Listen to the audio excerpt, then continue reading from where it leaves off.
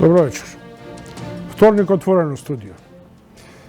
После еден продолжен вообичаено во оваква позиција кога сум сам во студиото, знам да си поразговарам сам со себе, но најчесто со вас. И сакам сега да ве прашам како сте.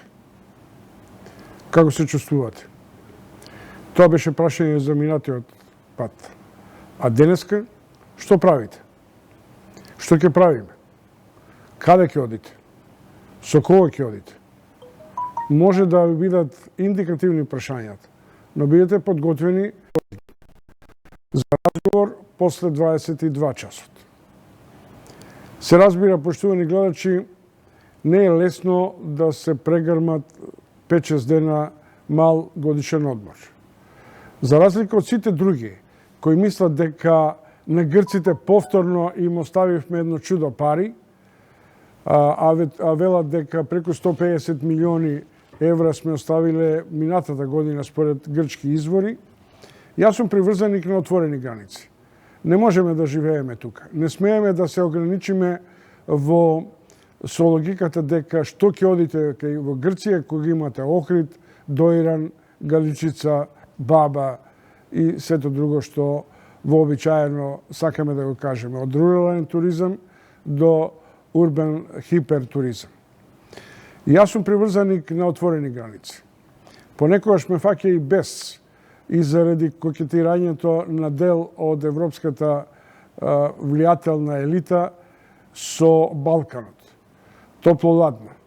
Час не сакаат, час не стимулираат, но се почесто како да се обидуваат да ни ги негираат минимумот услови што ги создаваме во реализација на граѓанските барања за ЕУ и за НАТО.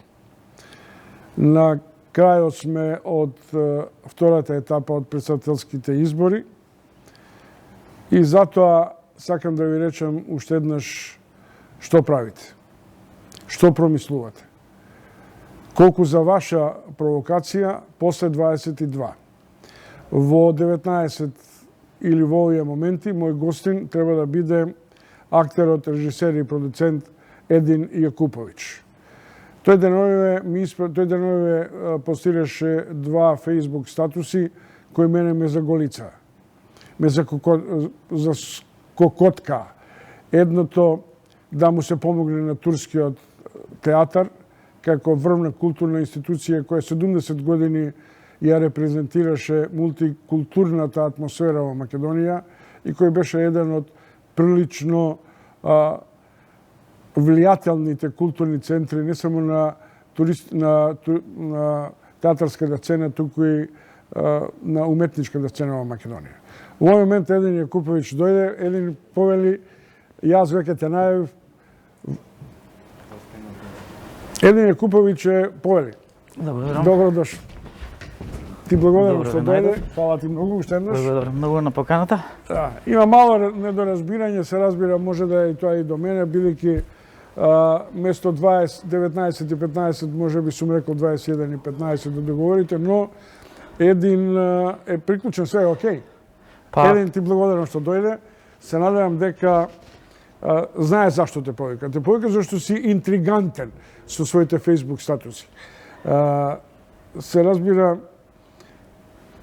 по прв момент, кога те повика, се сетив на ноември 2017 со еден пост Facebook кога кукавиците се и меѓу уметниците. Со предупредување дека уметниците влегува во шемата на чаршиско-политичкиот клиентелизам. Дали денеска после 2 години се промени амбиентот? Се извинувам уште еднаш малку што доцниме. Тонски мислам дека е се во ред, 1-2 проба, све е во ред. Ако можеме да кажеме дека за мал процент, за миг, работите се сменети кон подобро. Тоа е факт. Затоа што театрите се слободни, уметниците смеат и да критикуваат, полесно дури и аплаудираат. Дали се тоа доушници или се критичари или се поддржувачи на власта, сепак јавноста послободно може да критикува, а посебно уметниците. Един, кога има позитивна енергија во овој исказ, јас знам, се сеќавам дека и покрај твоите повеќе значни уметнички преокупации, актер, режисер, детски програми и така натаму, се уште немаш професионален ангажман. Не се крие зад тебе некој без, како што обичаено велиме, сите заработија од овие промени, ја не. Знаете како, промените не се да јас добијам нешто како единка, како уметник. Па јас тоа гледам некако на таа колку и да е фарса, големата слика која велиме, за да се промени нешто повеќе во областа на уметноста, а со тоа и да се релаксира животниот на некој начин меѓу граѓаните животот, бидејќи знаете како заробен на уметност, заробен уметник значи заробена држава. Факт е дека бев дел од неколку проекти во турскиот театар, од како се дојде до промена на власта, но тоа не е ради некаков подарок, тука едноставно затоа што тоа природно ме следува. Значи да магистрирате во областа на маркетингот, да бидете актер веќе 16 години и да се мачите затоа што некој, можам да го наречам, уметник кој што сакал да биде политички полтрон, сакајќи да си поигра со мојата судбина, сакајќи да се додвори на политичката сцена. Сега веќе повторно сум пак надвор од турскиот театар, затоа што некои понуди кои што дојдоа во таа област се на некој начин за жал деградирачки кон актерот и многу културно, многу нормално, многу човечки се поздравивме и си посакавме до некое наредно видување. Дали е тоа некој мотив дека фрилансерството во Македонија може да има некаква перспектива? Со оглед на фактот дека не се ограничен со јазични, со етнички префикси и така натаму. Мојата слобода кон етничките префикси, како што викате, и се тоа доаѓа од мојата домашна култура. Значи, јас и како дете сум одгајан така што ние дома ги празнувавме сите празници. Другарував со сите деца. Така да јас во ниеден момент немам осетено никогаш фрустрација некоја во животот, за да може сега таа да ме потиснува. Мене ми е многу жал кога гледам млади луѓе, посебно и во областа на уметноста и во другите сфери кои гледам, кои се потиснати и од за жал ќе кажам, и од верски аспект, и од религиски, и од национален аспект. Значи, се надевав дека уметноста малце ќе ги отвори тие граници, дека уметникот ќе може полесно да твори, но сепак се уште се сомневам дека не сме стигнати до тој стадиум да уметниците реално бидат отворени и да ги прифаќаат работите со некаков различен шмек. Еден Куповиќ е гостин во отвореното студио, тој е актер, режисер, продуцент. Еве сега ми соопшти дека и магистрирал на маркетинг. Пред да го поминеме овој прак од уметноста кон политичката вулгарност, која често пати е уметност на одреден начин, во овој миг се игра околу шарената револуција. И сега сите сакаат да ја придобијат откако таа стана или се наметна како фактор. Меѓутоа, моето прашање е дали се извулгаризира шарената револуција? Знаете како, јас деновиве исто следам некои интересни моменти во однос на шарената револуција. Од една страна, некои очигледно дека сакаат и да профитираат преку шарената револуција, некои сакаат од страна на опозиција да ја злоупотреба таа шарена револуција, бидејќи вие заедно добро се сеќаваме дека во почетоците на таа шарена револуција, јас исто бев гостин кај вас во една друга нормална телевизија која исто ја почитуваме и разговаравме за тој почеток на шарена револуција. По мене, шарена револуција не постои. Тоа е порив на граѓаните за да стигнат до слободата. Знаете, сите сме шарена револуција, сите граѓани кои што на некој начин веќе ќе бидат устега и кои ќе не можат да издржат и кои ќе се створи порив за револуција, таа доби име на шарена револуција затоа што и меѓу другото таа беше ненасилна револуција. Така граѓаните тогаш преку игра, преку песна, преку интерактивност, преку интеркултурност, преку мултикултурализам дојдоа до цел да соборат режим. Така да денови во што го гледам, да не речам дека можеби е да смешно. Значи, факт е дека некои луѓе кои што се дел од власта не можат сега денеска да се поистоветуваат со шарена револуција, бидејќи тие природно сега се веќе дел од владата и треба да донесат некакви резултати. Но од друга страна да се искажам поперверзно ми е она на опозицијата која што пак ја злоупотребува револуција, шарената револуција за некои своји ситни политички поени. Има една работа која прелистувајќи што го контактира со дел од така наречениот студентски пленум. Не случајно. Мислам дека во желбата да се глорифицира шарената револуција, како да ги заборавивме главните импути, а тоа се студентскиот и професорскиот пленум кој го кренаа гласот против тортурата на демократското мислење и на слободата на образованието. Дали мислиш дека ние имаме кус памет? Кусо паметење? Кусо паметење. Да. Па не би рекол дека имаме кусо паметење, отколку што би рекол дека на некој начин како народ сме можеби премногу питоми и едноставно знаеме да се превикнеме за некои состојби. Значи денеска исто упатив еден апел, еден статус, бидејќи имам право да имам став.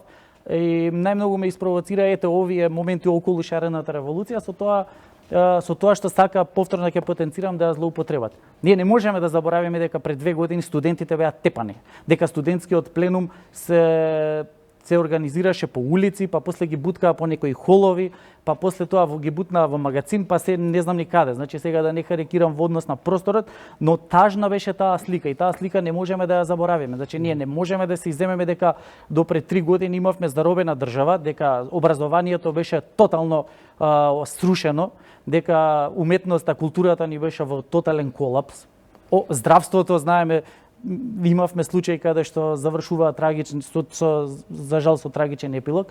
Така да ние немаме кусо паметење, ама некогаш и стравот, дури стравот да не се вратат некои работи, да не се повторат, едноставно може би ги тера граѓаните да премолчат и да поминат низ некои работи. И ја мислам дека прашањето на клиентелизмот или како ние вообичаено велиме на профитерството од политичките игри и во такви мигови на промени револуционерни, главно го врзуваме со тоа кој што добил од власта. Меѓутоа, реално гледано, и светските процеси беа такви. И 68 година, например, Кон-Бендит, кој беше еден од главните бунтовници и водачи на париските протести, потоа стана пратеник во Европскиот парламент и тоа е веројатно дел од личните, па и да речем капиталистички манири. Меѓутоа, она што мене ми е индикативно, што и тогаш и сега, во такви промени, како да се спојуваат левите и десните, како да има преклопување, при што не можете да разликувате што е десно, а што е лево. Вака, да, можеби станал пратеник и станале пратеници, но после тоа, после одреден период, морале да испорачаат резултати. Ако не ги испорачаат резултатите, знаете дека стравувате од некаков исто нова некоја револуција која што ќе ве симне од таа власт. Значи, кај нас е проблем што одговорноста веднаш некако ја нема од пиедесталот. Значи, јас сум малку тажен за тоа што откако завршија парламентарните избори и локалните избори, откако луѓето почнаа послободно да дишат, бидејќи не можеме да изумиме и секогаш ќе го потенцирам, Македонија живееше во режим и тоа е факт. По еден период, еве и јас лично осетив дека треба да оставам простор. Лично, еве, можам да гарантирам дека нити сум добил некаква понуда за да бидам некаде на некоја јавна функција, нити сум одбил, нити сум прифатил, нити сум барал. Едноставно, некои работи природно се случуваат да оставиме, да работите легнат за да видиме какви резултати ќе донесе новата влада, новата власт.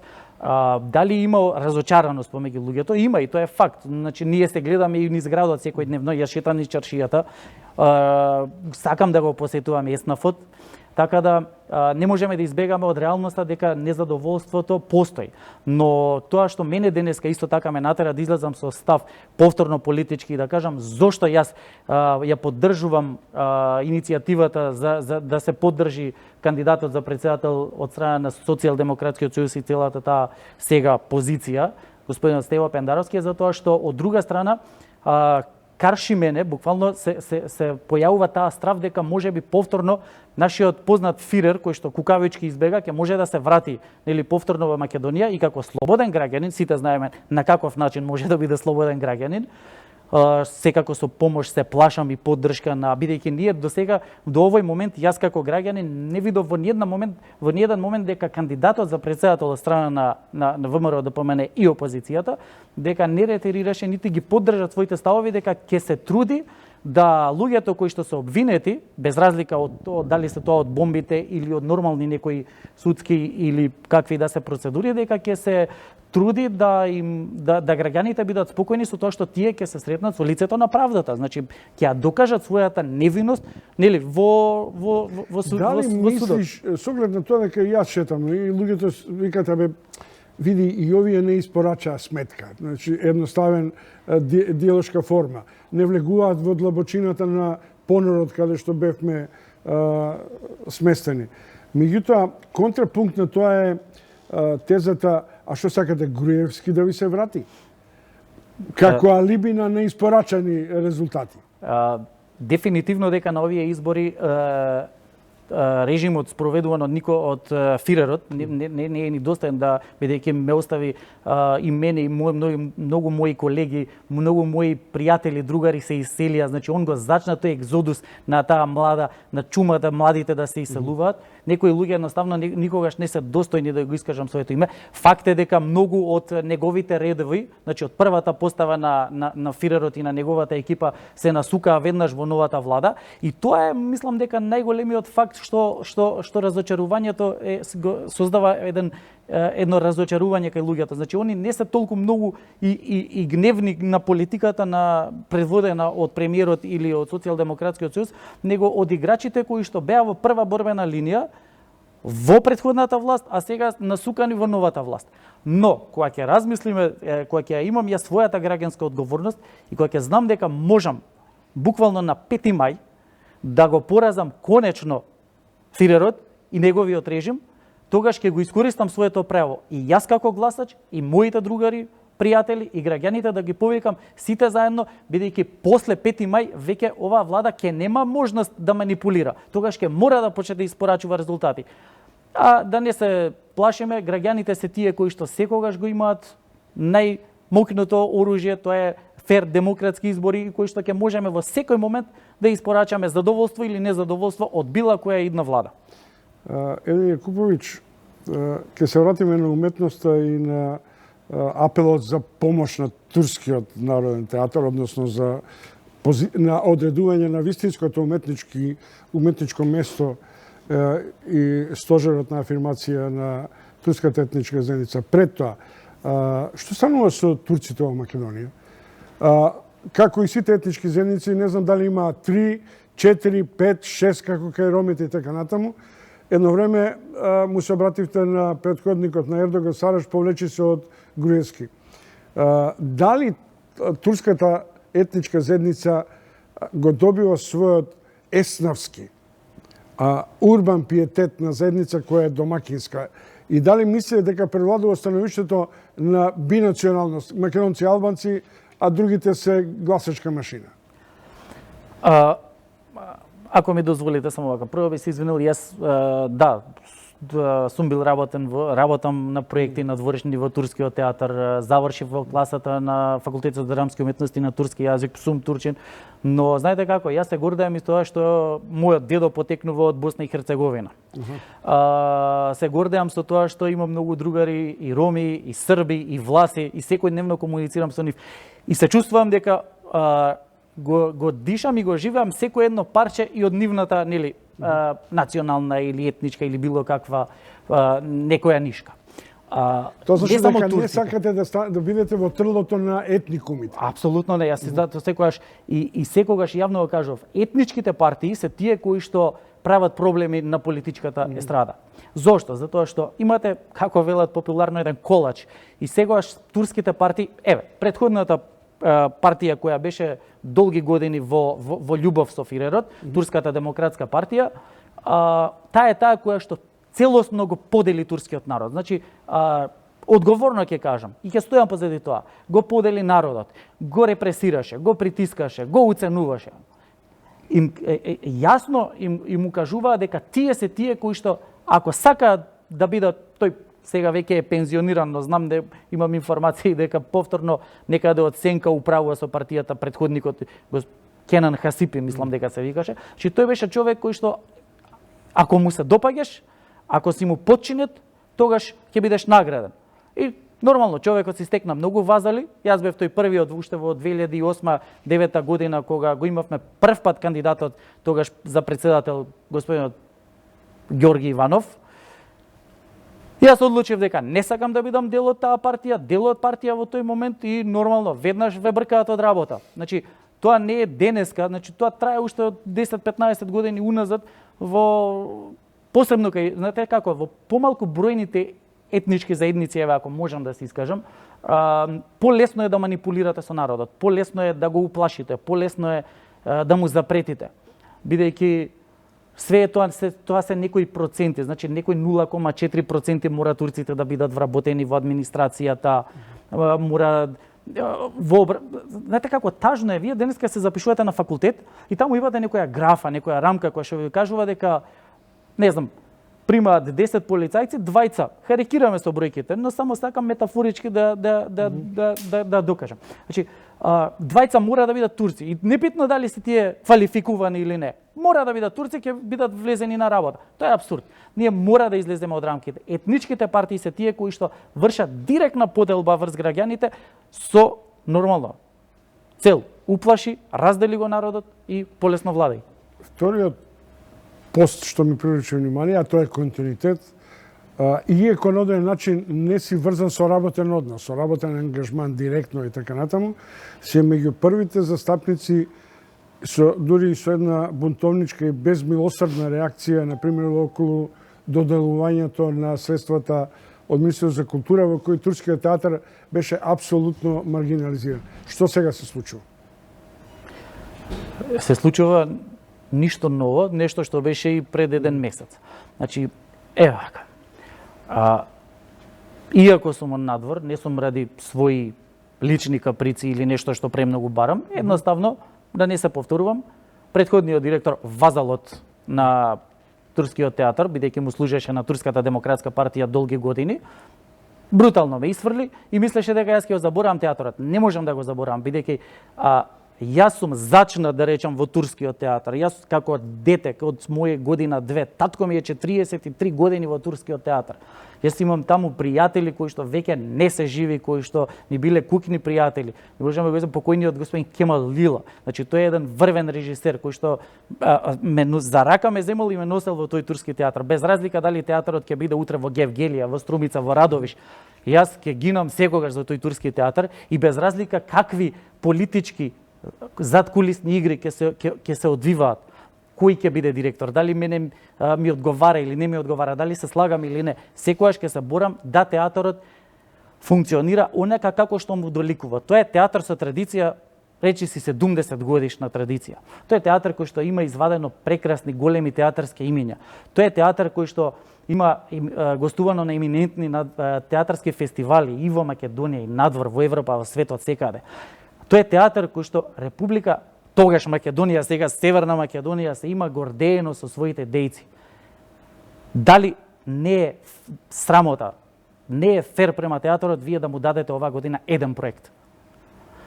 Претходните 2 проекта, да не се повторувам, кои што беа доделени за 2018 година, исто така донесен друг политички полтрон, кој што не е патем дел не беше патем дел од турскиот театар, укажува дека театарот немал капацитети да работи 3-4 проекти. Јас денеска ви одговорно дека кажам, турски театар и тие актери, плејада на глумци, имаат капацитет не за една театарска премиера, не за 3, за 7, за 8 во годината. Но државата треба да му даде простор на театарот, да може театарот да се истакнува со своите квалитети. Вие имате сега нивелирање, како што можам да видам на платите во институцијата. Што се случува? Не знам, но знам дека повторно дел од актерите имаат некаква незадоволство, бидејќи платите на глумците во театарот, за жал, заостануваат како национална установа, зборам, во однос на Македонскиот народен театар и другите театри кои што се репрезенти на националната уметност и култура во Македонија. Еден Јакуповиќ, актер, сега и продуцент, што правите со тие детските серии? Едно време бевте прилично ангажирани. Нешто правите? Ние еве сега во Турскиот театар работевме на дечја представа, која што ја работевме буквално од личен императив, да понудиме нешто повеќе. Тоа беше проект кој што го работевме со нула буџет и бев дел од тоа. Работевме и многу кратки филмови. Јас како продуцент имавме сработено многу кратки филмови. Дел од нив завршува на еминентни фестивали. Бевме на Берлинскиот фестивал, но тогаш државата ги присвојуваше за свои. Нас не шиканираше нормално, тоа беше режим, затоа велам дека беше режим. Ние немавме после тоа никаква допирна точка. Имаме освоено некаде околу 15 на награди низ Европа. Никој тоа се уште не го цени. Тука е проблемот. Значи, јас сум тажен за тоа што не се променија работите во однос дека професионалците мора да го добијат својот пат. Добро, Еден, ти благодарам многу. Сега се последни мигови на политичка пропаганда, следуваат тие спотови и ме предупредува да не влеземе кај Пендаровски или кај Гордана Силјановска од тајмингот што ми предаден. Ти благодарам што беше љубезен и што дојде. Благодарам и на вас. Се гледаме во некоја наредно издание. Поштовани гледачи, следите платена политичка програма, а потоа ќе ги следите најнови, односно ќе следите прегледот на вестите во изминативе часови и се разбира меѓу другото и темата кој на каков начин може да ги придобие шарените, кои и зошто некои од нив се дистанцираат.